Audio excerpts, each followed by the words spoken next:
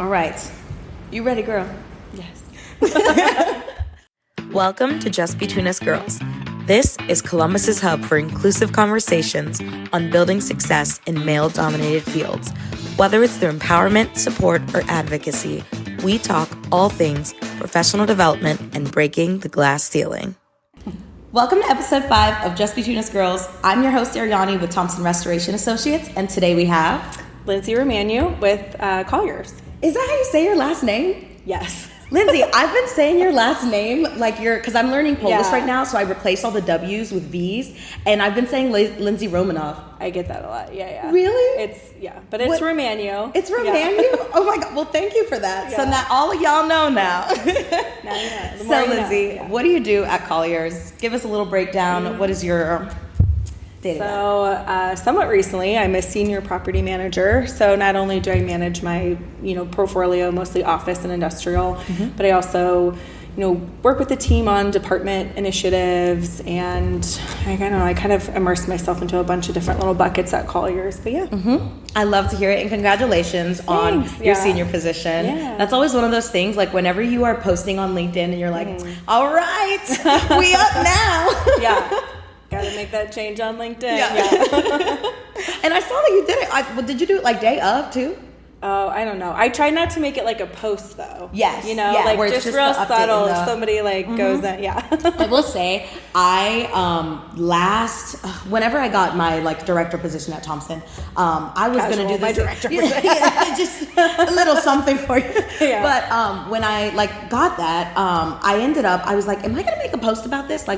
What? And at first I was like, no, I'm just going to do the little LinkedIn update and just, let the people come to me. Yeah. And then I got really, really sentimental about it. And I was like, let me go in, and I got on the ChatGPT, and I was like, what is an appropriate format to say I am now the big cheese? Does that what you put in as a prompt? How to professionally how to professionally because I even asked, because I was wondering, I was like, if you tell a computer, give me a humble, breakdown of how you would say, this is my new position. It was like... Should have done that for this podcast. Well, you know what's funny? I actually do use ChatGPT to help me put together my outline. Oh, but... one thing I was telling somebody the other day, which, by the way, this does not get into, the details of what we'll be talking about today. But one of the things I started using ChatGPT for was being able to, I don't believe in getting an original thought from a computer a lot of times, just because it's a robot. It's going to give you, I am, Yeah. But if you say, this is the idea I'm coming with, this is kind of what I'd like it to break down in, will you help me organize and structure this into a way that helps flow? And that's a great way to use ChatGPT that I feel like a lot of people, I think right now a lot of people are using it to write captions and give me a breakdown of this launch, blah, blah, blah. But I think that if you stop thinking of ChatGPT as a copy and paste solution, it can be your best tool in your arsenal. Yeah. You just have to add some creativity in it. And you don't want people to lose their voices on their captions. That's the stuff that should sound like you. Yes. It's the other stuff and organizing your thoughts that could use some technological help. Yeah. It's a support. It's not the main, it's not the meat and potatoes. Yeah. So speaking of, matter of fact, this is just a transition, not speaking of. Lindsay, getting you on the show, I was particularly excited for because you're someone that I feel like I've always had some really good dialogue with. I just wanted to really, really continue the conversation that we've been having for a while. Yeah. Just on DEI and what I feel like we were both fangirling each other because I think we're both, I would say I'm probably not as much as I was even just a year or two ago, but I still try to be vocal on that platform because I do feel like sometimes those are the spaces that are lacking. In my personal social media, I have my own echo chamber of people who think like me, but sometimes it's nice to be in a different bubble of people who I'm actually people aren't, their algorithm isn't putting this kind of content in their feeds. So maybe I can be the one to, show this post. It was a color photo of Martin Luther King Jr. of just this wasn't that long ago. Yes. And I found it so interesting. And I was like, that could be my post for, Black History Month. What was interesting too about you doing that That was actually part of my inspo for the Bob Weiler episode, the last episode we just did. Yeah. Because I felt like that was another thing where, like, when he told me that his dad was part of the group that got, like, women to be able to come onto the Columbus Board of Realtors, I was like, hold on. Right. That's like, he was just alive. Yeah. And that just wasn't that long ago. But yet, like, you see black and white photos and you see, and like, it makes all of these things seem like it was forever ago, when we still have generations of people that are around enough to say, I personally experienced this. Yeah, exactly. So with that being said, I really want to talk about kind of some of the DEI efforts that you've been making at Colliers and jumpstarting that and what that was like for you. And that kind of leads into our conversation about being an ally, being an advocate, but not being a savior. Yeah. So how did this come about in terms of like you deciding like, let's get into it. I'm going to do it myself. So I would say like the catalyst for all of this, or at least like what I'm doing now at Colliers, is that in 2022, I joined the Leadership for Social Change program through YWCA. And their mission is to eliminate racism and empower women, which obviously really aligns with my values. And I was also super fortunate that a colleague, you know, at Colliers recognized that in me and suggested I do this program. Yeah. So it was, you know, fully supported by my team. And it was a year-long program that when I started, I felt like really intimidated by, because I was surrounded by all these amazing women who were doing so much work already. And a lot of them were on nonprofits. And then I came in and I was like, I'm in commercial real estate. I'm saving the world here. And I'm like, you know, making a lot of change. Like, it's one of the like least diverse industries, you know. So what helped though is that program really empowered me to then say like, no, like I can make change within my industry, and that you need people, you know, like who have the same values that I do in all kinds of industries. If we all just, you know, left our industries to go, you know, do maybe that passion work or work for nonprofits, you know, then nothing changes in those industries. And so it's like you want those allies in tech and engineering, construction, commercial real estate, like all of the things. And so that sort of prompted me at the end of that year. I put together an outline for a potential DE&I committee for Colliers Columbus. You know, we're a local affiliate. So I was like, you know, I want something just local for our office. And so I proposed that to leadership, and quicker than I even expected. They were like, sure, go for it, you know? And so, 2023 was when it started. Before you, was there anyone that was saying like, hey, like maybe this is something that we should look into? Yeah, like I think that's part of why I got the approval so quickly, is I think it's something that they've wanted to, you know, pursue on the local level. Colliers Corporate does have a lot of great DE&I, you know, ERG groups and different programs and positions, you know, from the corporate level. So I just wanted to kind of just take it a little step further of like, what can I do? What do I have like more, I don't want to say control over, but like, can we get together as a group and just focus locally on our office and figure out what little things of change that we can do. Absolutely. Yeah. A couple things there too. One thing I want to ask is, was this something that, was this a program? So you said it was like a year, right? The YWCA? Yes. Okay. Was that something that you were doing? Like, was that during like working hours? Was that like an after hour? Like, how did that work for you? So you have to be able to leave a little early, so they do require your employer's like consent, because it was like I think Thursdays and 4 maybe. Okay. So you have to be able to like, you know, leave a little early to go to those meetings.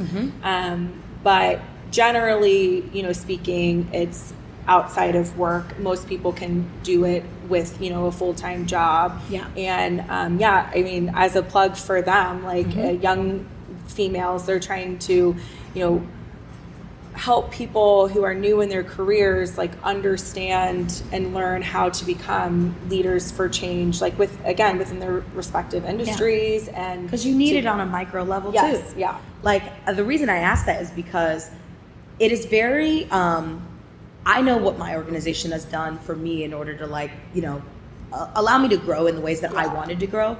And it is so incredibly important for our organizations to recognize when someone is saying like, this is something that I would like to pursue. Are you guys okay with that? Yes. And if it aligns with your business's morals and core values, letting that person do that, because like look what it is now done for you, and now what it is doing for Colliers. So and creating those like outlets, like because you don't always have to have the opportunity, you know, within the organization, but just supporting your employees to go even outside and better themselves or get involved. 100%. I think anytime someone just shows initiative of like, hey, I'd like to better myself or learn how I can make others better, just consider it at least. Like that's just a plea I will make with anyone. If it seems untraditional, just hear the person out. And then the second part that I was gonna kind of ask you about too is, I'm sure it was a bit daunting for you, even though this program was really made for, you know, let's empower all of these women to go back to their respective, you know, corners of the world and bring these things back with them. For someone like you, what did that feel like, and what did that spark, and why did you, I think a lot of the times we look at things that seem larger than us, and we say like, I can't necessarily make a change here, or I can't make a difference. It's a drop in the bucket type thing. But I'm glad to see that a lot of people are taking on the idea that why not me? Why can I not also be the change maker? So what ways do you feel like you've been able to do small actionable things where it doesn't have to be a huge upheaval, all your policies and blah, blah, blah. Like little things can make big changes too. So I'd love to hear some of the little things you've done that you've kind of, that have been maybe inspired by that.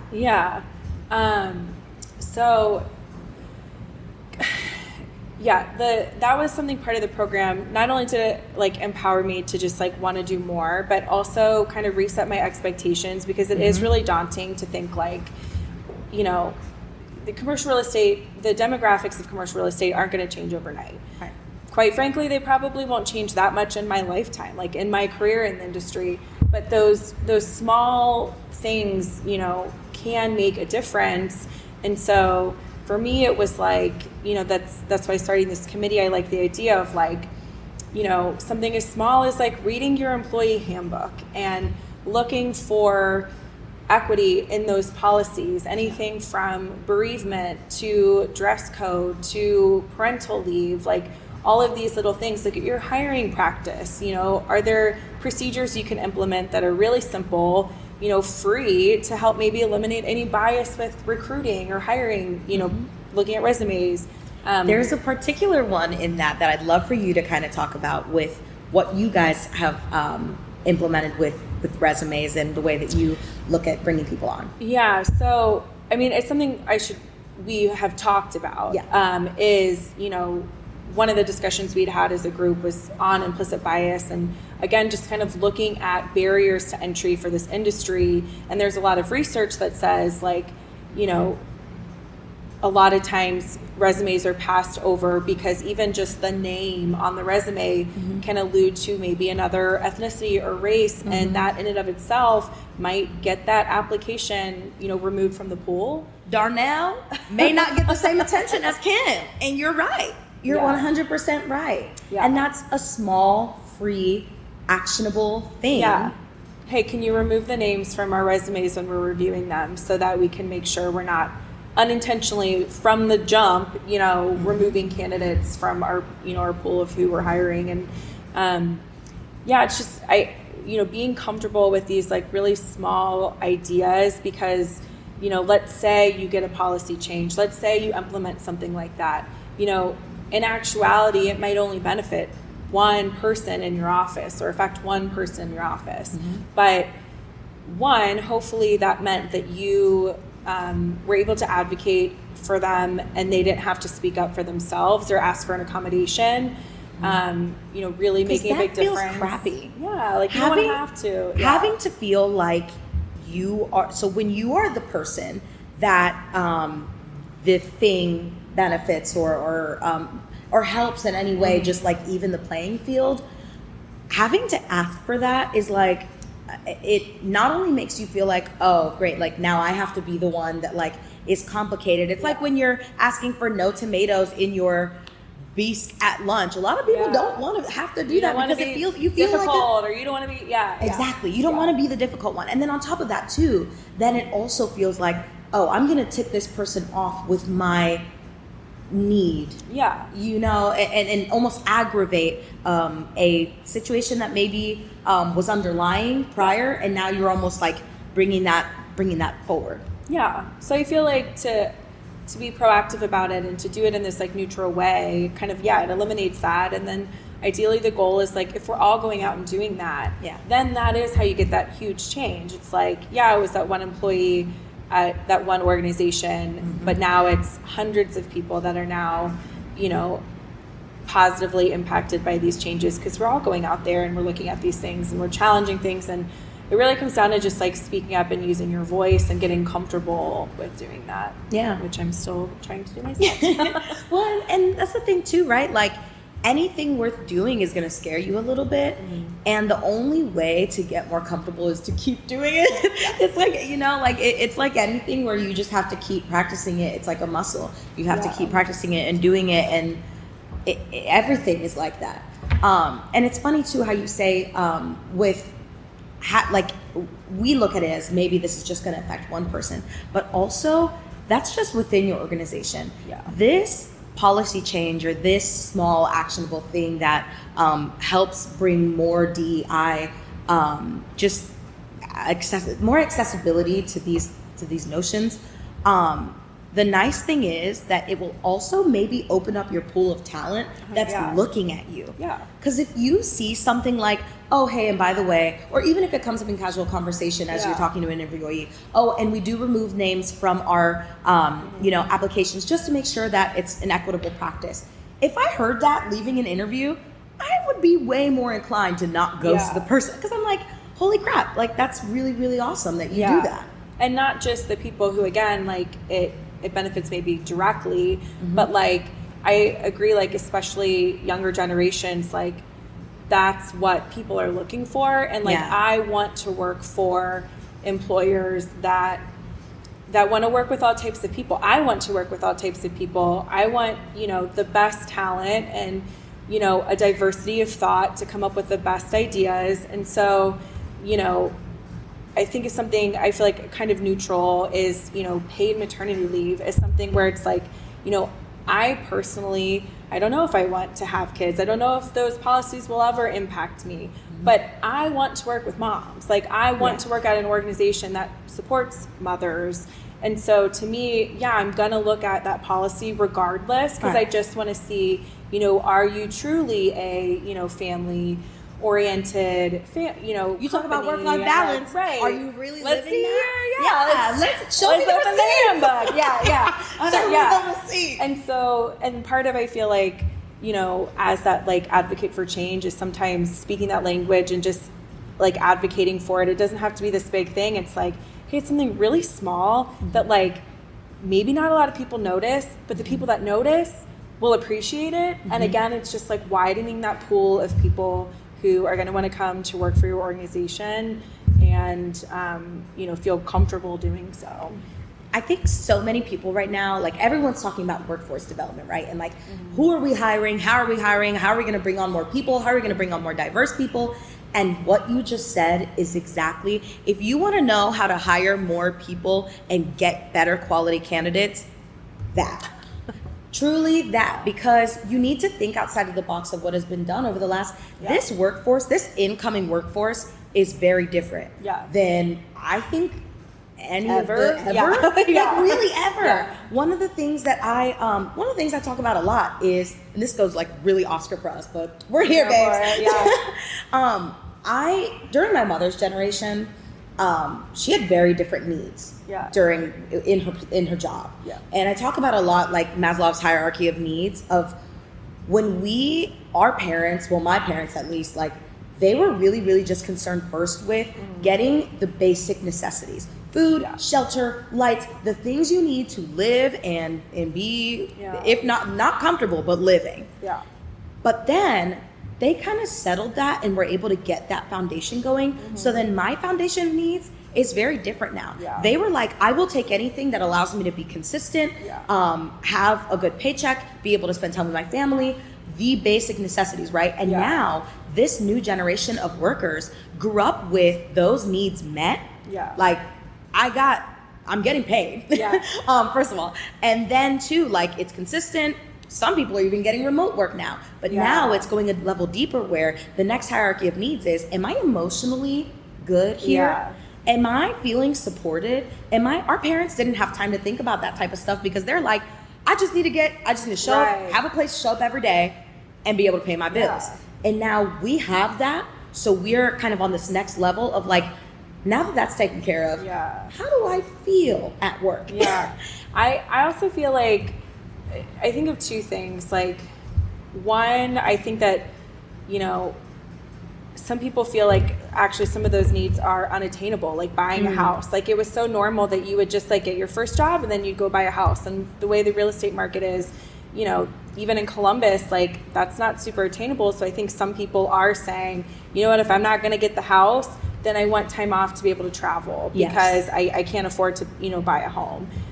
Or maybe check some of those other boxes that our, you know, parents were able to. I also think, like, you know, I'm a lot like my dad, and I think about this a lot, and we've never talked about it, so hopefully he never finds this podcast, but like, like, he worked a lot till he was retired, and he lives a completely different life now that he's retired, you know, and you grow up with that and you just say, like, I catch myself getting into kind of that workaholic tendencies. Yeah. And I'm like, no, I'm not waiting till I'm 60 to live my life. Like, I'm not doing that. And so it's not anything about my work ethic. It's not entitlement. It's like, I saw the real life mental, emotional, physical burdens. Like consequences of that lifestyle, and making a choice that, like, I'm going to prioritize other things as well, you know, my overall well-being. Yeah. And so I think, you have to, the economy has to pivot to that. You know, everyone's seeing that, and everyone's realizing that, like, it's not just going to cut it anymore to, you know, just have this standard, what we've had for the last status quo. Yes. Yeah. And that's the thing too, is like, when people look at like when people are looking at benefits packages, you do not have to get insane. Like, I'm going to tell you the truth. If it came to me of like, hey, what we do to make sure that our holiday days are equitable is we give you a DIY holiday. You get a holiday day that you choose whether you want to use that on Juneteenth or if you want to use that on, you know, another day. Yeah. But like, everyone, you know, celebrates different things. Yeah. And that's one of the things that we brought up at our last leadership summit was like, what if we just like did a DIY holiday day where you choose, this is one of your PTO days, and you choose how you use it. Yeah. Some people don't celebrate certain holidays, so you can choose it on the holiday that you choose. If I saw that versus, you know, I don't know, we pay you a couple extra bucks if you work overtime, whatever, the couple extra, just any of those small little things, right? Yeah. I'm choosing that holiday day because I'm like, you just put more thought into that. Yeah. It was more purposeful and more thought out about, these are the kind of people that we want to bring on, different kinds of people. Yeah. I've always heard of like floating holidays, but I've never really heard it like described. And like, I wish they did call it something more like that, or put a name of like, this is why this exists. Because I agree. I think that's something that people would really appreciate, of like, oh, okay, this is their way to, you know, make time off more equitable. Yeah. Well, that makes me really, really glad that like more people are having discussions about different things. Like, one of the things that you even were saying is one of your topics for your DEI committee was size inclusivity. And I'm going to tell you the truth. That was the first time that I had ever, in a professional setting, sat and talked to someone about size inclusivity. Because as a woman, look, I'm a girl that likes to eat. I like to eat. And I fluctuate weight. I have a thyroid disease that, like, at some points, I'm looking trim, and at other times, I look like I have my burgers. and with that, you know, like, sometimes the same shirt I wore a year ago, now I have a little more cleavage in, or whatever it is. Yeah. And I don't think we are talking about these little things that are making big that are having big effects on people's mentality around the way that they show up at work. Yeah.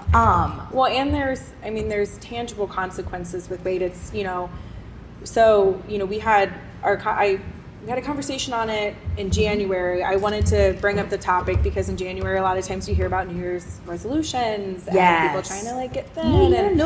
And people just don't realize sort of the unintended consequence of that is, it's really fat phobic and it really isolates individuals in larger bodies. And it's sort of this last form of legal and acceptable discrimination. And there's, actual statistics and proof that they are discriminated in the workplace, less likely to get hired, less likely to get promoted, get, paid less, all of these things. And so it's not often talked about in DE&I spaces. It's not talked about in corporate settings. And, it should be. And I think part of it is a really taboo talk, but it's or topic, but it's something I became really passionate about. When I started an antidepressant, it's I turned 30, I started an antidepressant and I gained a ton of weight. And I was suddenly in situations and having experiences that I didn't have to have before. I carried a lot of thin privilege. I had some eating disorders to attain that thin privilege, but I had them. And suddenly it was stores don't carry my size. Suddenly I was more concerned with my appearance in the workplace of did people think I was good at my job? Did they think I was pretty? There were so many things that... Because you hear about pretty privilege and all this stuff, right, too? In that... Yeah. It's interesting because I think a lot of the times people are no one's thinking like that. Yeah. Come on. Yeah. Because at the end of the day, I think the other piece that comes with that, too, is particularly in the, size conversation... People, I've been around conversations where people are talking about how a lot of times it's a choice, it's a da-da-da-da. I somehow garnered a thyroid disease that made me pack on 60 pounds within a couple months. Yeah. And within that same thing, I had to all of a sudden, I wasn't finding the same style of clothes that I could find when I was a smaller size. Yeah. And even being able to say we're in a situation where everyone's getting a t-shirt, right? They ordered a bunch of smalls and mediums and you're not getting the XL size, and you can't get the t-shirt because you're one of the only XLs, things like that where it's maybe you haven't experienced it, but there are real implications of not fitting the standard whatever, and that is also a piece of DE&I. Yeah, and that t-shirt example is one of my go-tos. I even talked about it at my gym. One of the first ways that you can show that you are inclusive and that everyone belongs in your organization is, when you have events where there's t-shirts, are you choosing a vendor that has extended sizes? Yes. Just don't even, from jump, make somebody question whether or not they're going to have, your shirt size. And there's just so many little things that even with something like size that you can do throughout your workplace, accommodations. If you're an organization that travels a lot, are you allowing certain employees to expense 2 seats? There's so many things that you can just do to make sure you are treating everyone equitably.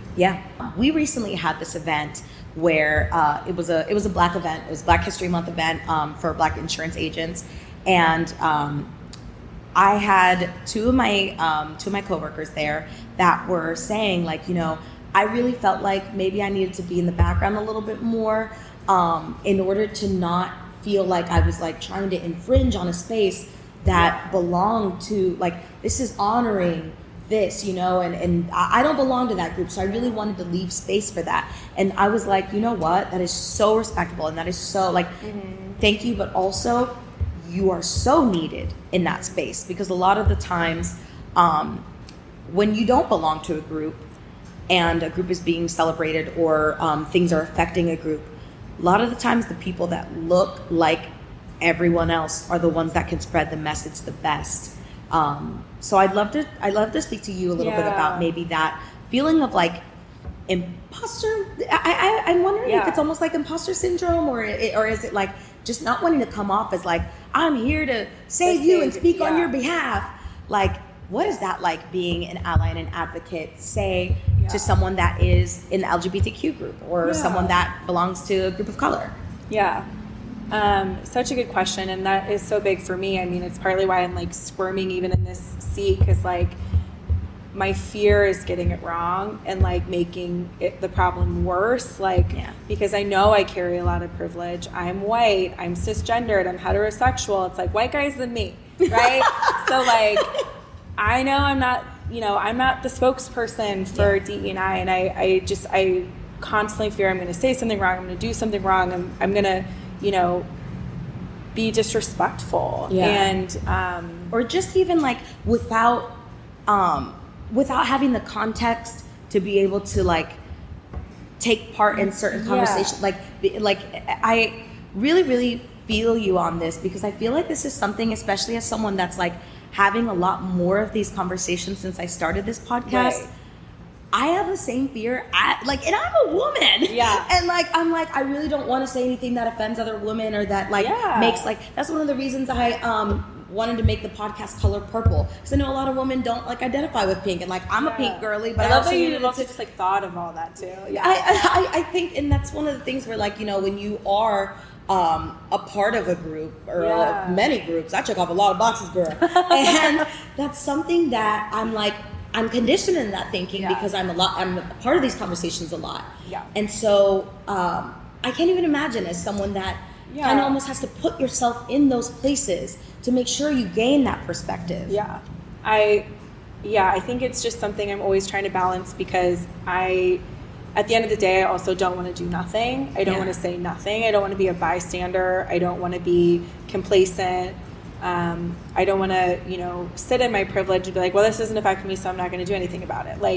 So trying to find that balance of that, action focused, allyship is something I'm always working on. And I guess what I fall back to is at the end of the day, if I mess up, if I say something wrong, hopefully somebody educates me and corrects me, and I learn from it, and then I just become a better advocate. And so putting myself out there and speaking up, it's practice and it's learning, and I guess I'd rather just try and fail than not do anything at all, is kind of the best I can do. And I think a deeply empathetic person, almost to a fault, and so I do just really try to feel for people and experiences that I don't relate to, and some of that comes, I think, too, with gratitude practice and things like that. You just want to, at the end of the day, help people succeed, and any privileges that I have, I want everyone to have access to all of those privileges and resources. One thing I will tell you, from the perspective of someone that is typically, very included in those rooms and typically a part of those groups, as long as you're trying, even just existing in those spaces, whenever I see someone that is at the very least just trying to understand, happily, you will receive feedback on, or even in the moment, just be told hey, the intention is there. Yeah. Let me make sure to guide you and steer you. And I really don't think that that's ever something while that fear of getting it wrong is so real and so valid, and so I want you to know, as long as you're trying and that intention is felt, you will only ever be embraced from that perspective of this person is here, this person is trying. Yeah. And here's the thing, you probably historically have not had the same context to be able to say all the things exactly right. Yeah. But at the very least, you're in a space where you're trying to learn, and you're trying to give a bit of even perspective from your point of view of how maybe efforts could be pushed forward, maybe in a more, I don't want to say palatable way, but okay, the idea is there. Right. This is how I think that it will be seen from the top. Maybe this is how we need to, because it's having someone that is not necessarily, here's what I'll say. Having the burden of feeling like you're always the one that has to advocate for a certain thing to others gets so exhausting. Yeah. It goes back to, what we were talking about earlier. And so even just having a vehicle and having someone that's willing to help and be a vehicle and add on to that train, just know we appreciate you. Thank you. Like, you're bringing so many different conversations to the forefront that I bet probably weren't being spoken about in the rooms that you're bringing them in.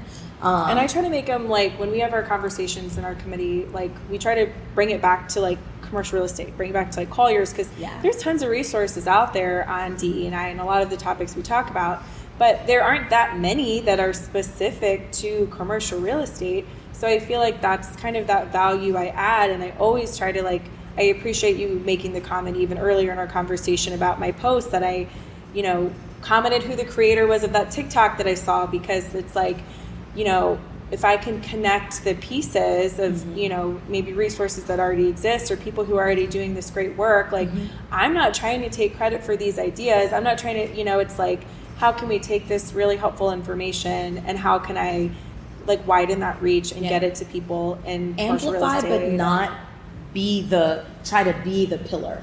Yeah. And that's something, like, when people, like, getting into this, you know, saviorism topic of, like, how do I be a good ally and a good advocate and not try to come off as I'm in here and I'm gonna be, you know, the DEI champ. Yeah.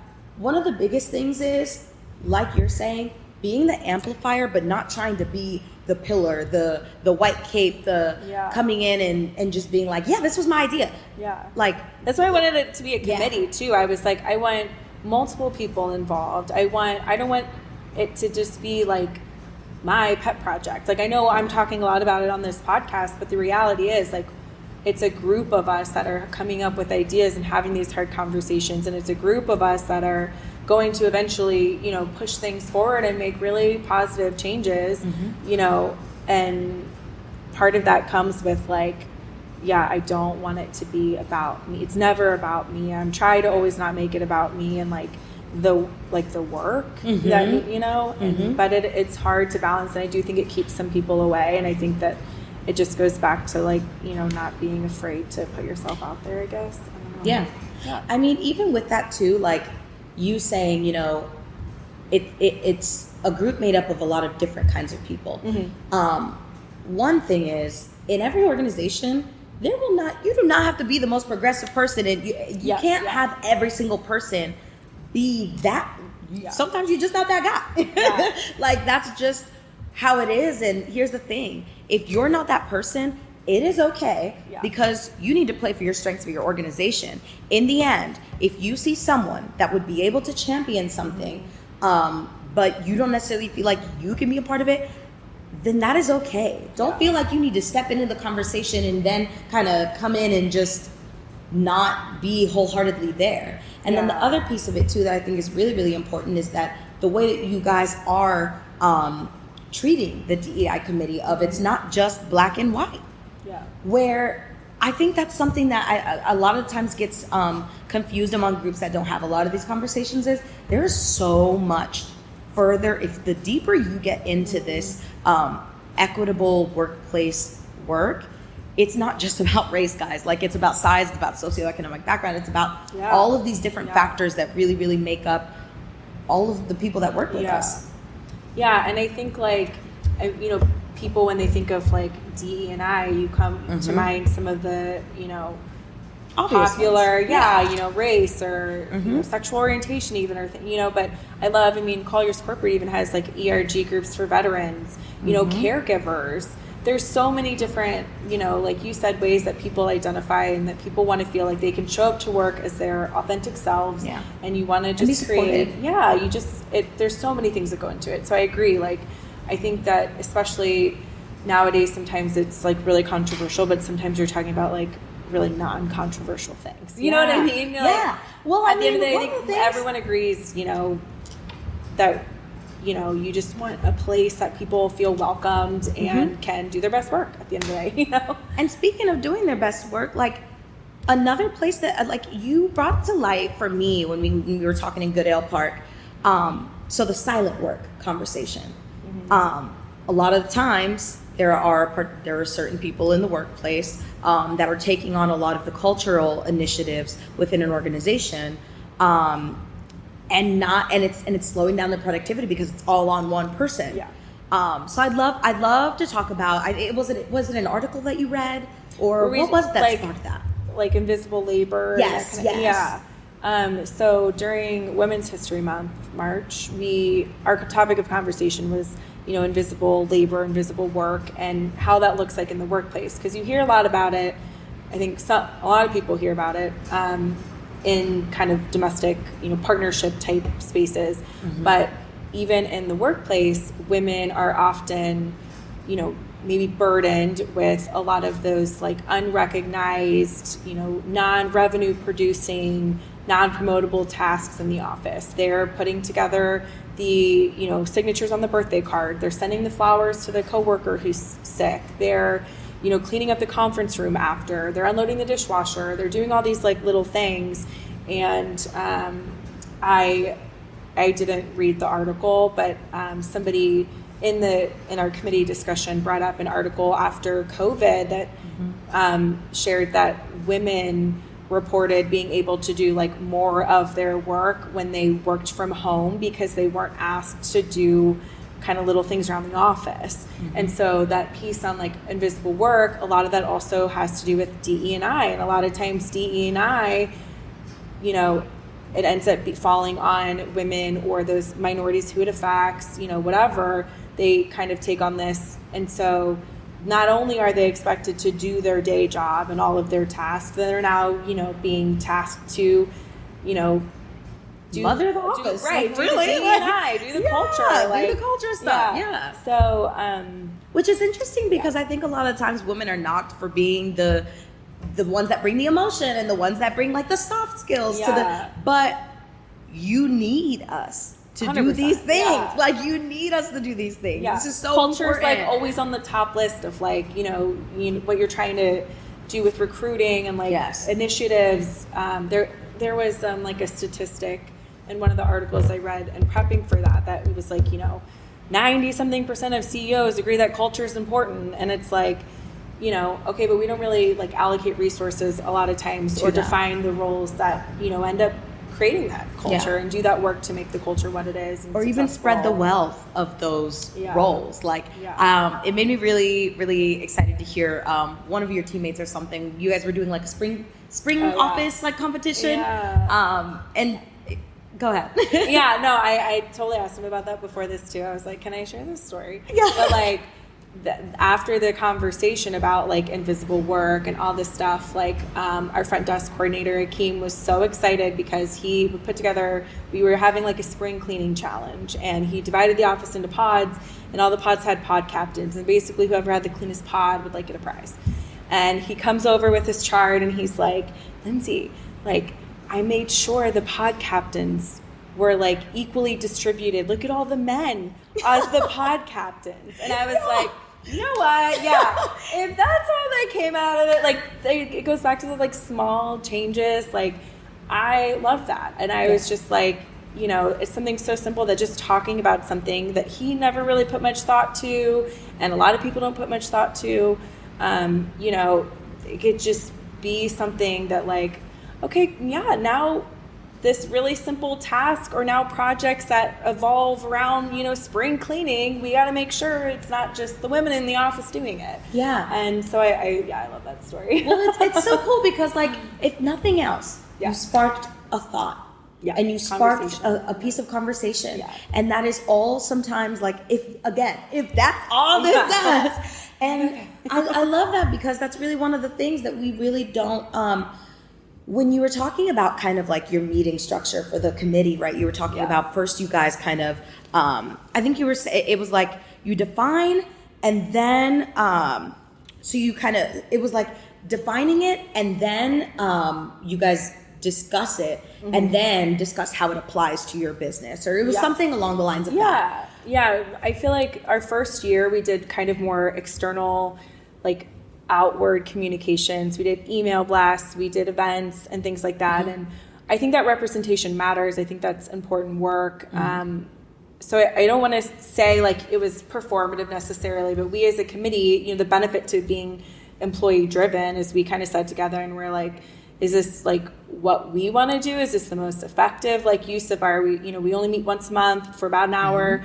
And so we kind of shifted to like education. And so for the last 4 months, we've just been sitting in a room together and learning about, size inclusivity and fat phobia, learning about invisible work and invisible labor, and learning about these different topics, and then having conversation about it, seeing how it applies to our office, seeing if there's little things that we can do around the office to make our organization better, our industry better, and then just kind of like implement that into like what we're already doing in our day jobs. Like it doesn't always have to be this separate thing. One of the things that we're working on is a like vendor directory of minority owned businesses. And the point of that is like, we're already using caterers or, printing vendors or things already in our day to day. We don't have to, maybe do a Women's History Month post. Why don't we just use women-owned businesses that month for our catering needs, or something that is literally going to make a tangible change in your local community? Yeah. And like, I'm so glad that one of the biggest things, half the challenge sometimes, is just defining that these things are happening, or being able to grasp. Like, one of the reasons I started this podcast was because when we talk about the glass ceiling, we talk about it like it's this big, thick, we've been trying to get past this for years, But if you, like anything, break it down into shards rather than it being one thick piece of glass, and we start to really define what make up the glass ceiling. We talk about tokenism. We talk about even just like the wage gap. We talk about all these little things.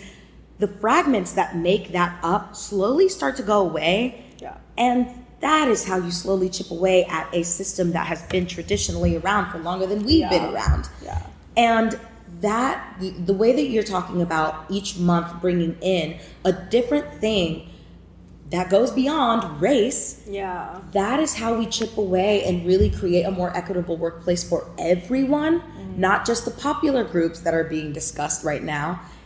It really is just about sometimes like this, let's go outside of what we're used to, look at the things that are happening just in the world in general, define these pieces for our internal group, and then see how we apply it back. And like you were saying, even in the performativism, like corporate performative DEI efforts are so rampant right now because people think that it ends with a LinkedIn post. People think that it ends with posting the headshot of your one Black employee, of your one pregnant employee, and being like, we love blah blah blah, and like, okay, that was great, but like,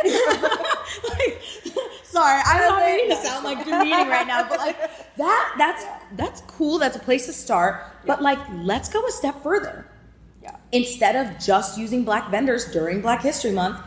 Right. Doing it year round. And the other thing that you said is really important too about making it accessible, right? Making it part of your vendor list so that it doesn't feel like people have to, I want to use a Black vendor for my printing necessity. I have to like go through all the files and it's within this folder of this folder of this folder. Yeah. No, let's put it in a place that's easily accessible to everyone so that in order to make your efforts, you don't have to go an extra layer.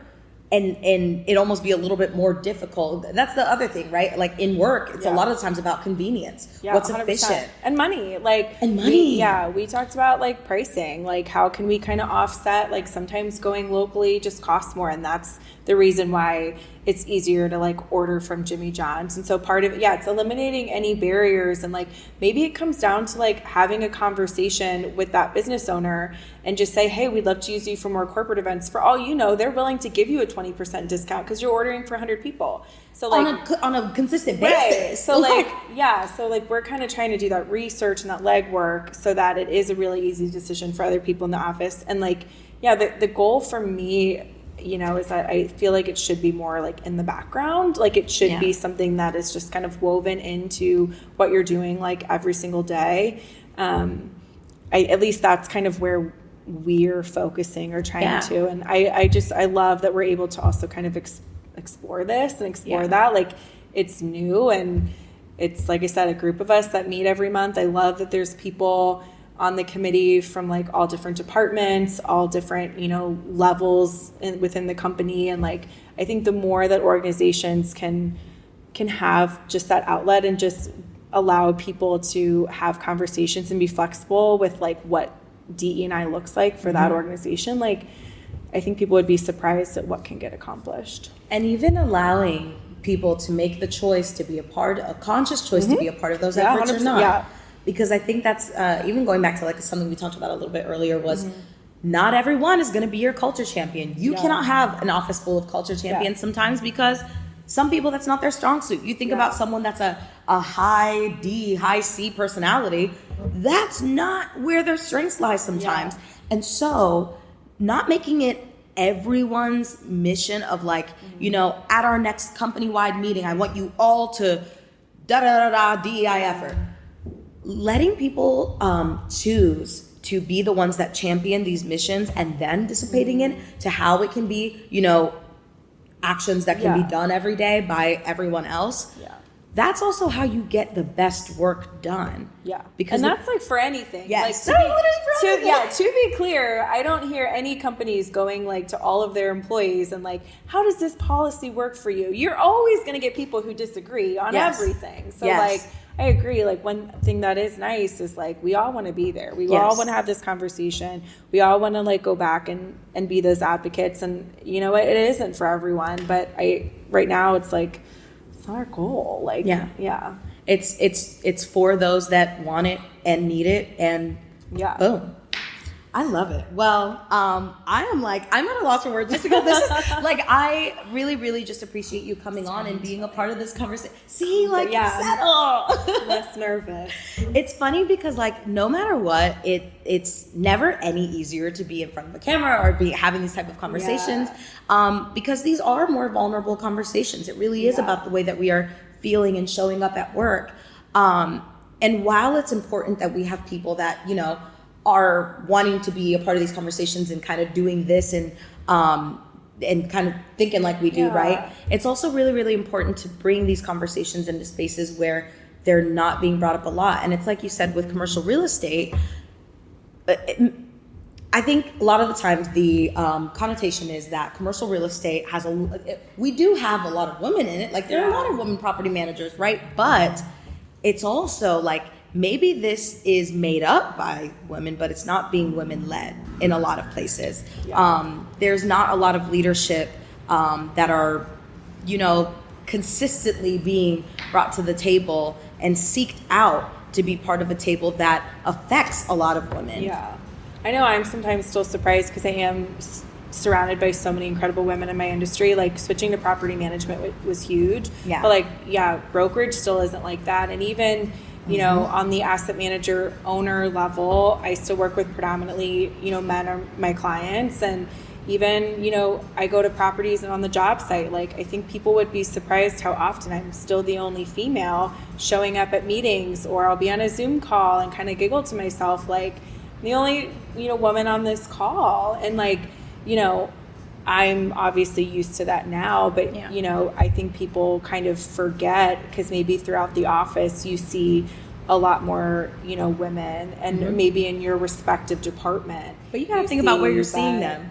You got to think about where you're seeing them. If it's a secretary, if it's, you know, the person. A lot of support roles I feel like are carrying the weight of diversity in our industry. And I agree. It's like we need to look at those numbers from, I loved on the last episode talking about the Fortune 500 companies, and I remember seeing a post on LinkedIn and it was like the number of female CEOs went from 7 to 9%, and it was this like great, and I literally was like, we are celebrating this?